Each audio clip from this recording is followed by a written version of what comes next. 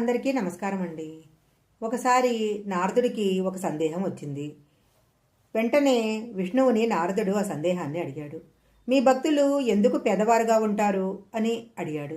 అప్పుడు విష్ణువు ఇలా చెప్పాడు. నారద, నా కృపను అర్థం చేసుకోవటం చాలా కష్టము. ఇలా చెబుతూ విష్ణువు నారదునితో పాటు సాధువు వేషంలో భూమిపైకి వచ్చి భిక్ష అడగటానికి ఒక ధనికుడి ఇంటి తలుపు తట్టాడు. ధనికుడు కోపంగా తలుపు వైపు వచ్చి అక్కడ నిలబడి ఉన్న ఇద్దరు సాధువులను చూశాడు.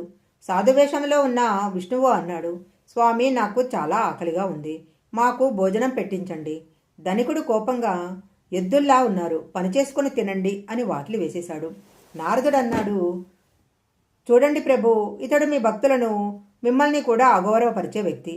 ఇప్పుడే అతన్ని శప్పించండి అన్నాడు. నారదుడి మాటలు విన్న దేవుడు ఆ వ్యాపారవేత్తకు మరింత సంపద ప్రసాదించాడు. తరువాత విష్ణువు నారదుణ్ణి ఒక వృద్ధురాలి ఇంటికి తీసుకెళ్లాడు. ఆమెకు ఒక చిన్న గుడిసె ఉంది. అందులో ఆవు తప్ప ఇంకేమీ లేదు.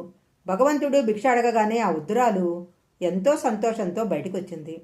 సాధువులిద్దరినీ ఒక ఆసనంలో కూర్చోబెట్టి వారికి తాగటానికి పాలు తెచ్చి, నా దగ్గర ఇంతకంటే ఇంకేమీ లేదు, దయచేసి దీనిని సేవించండి అంది.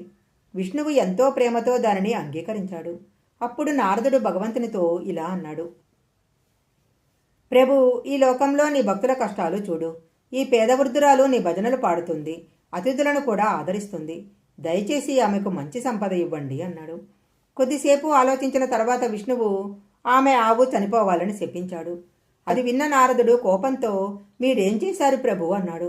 అప్పుడు విష్ణువు అన్నాడు, ఈ వృద్ధురాలు నాకు మహాభక్తురాలు, కానీ ఆమె ఆవు మీద మోహం ఉంది. ఆమె కొద్ది రోజుల్లో చనిపోతుంది. చనిపోయేటప్పుడు ఆమె తన ఆవు గురించి ఆందోళన చెందుతుంది. దీనివల్ల ఆమె మరుజన్మలో ఆవుకు దూడ అయి జన్మిస్తుంది. కానీ ఆవు గనక చనిపోయినట్లయితే ఆమెకు ఉన్న ఏకైక బంధము వీడి నన్ను మాత్రమే తలచి మోక్షాన్ని పొందుతుంది. కానీ ఆ ధనికుడు అజ్ఞాని.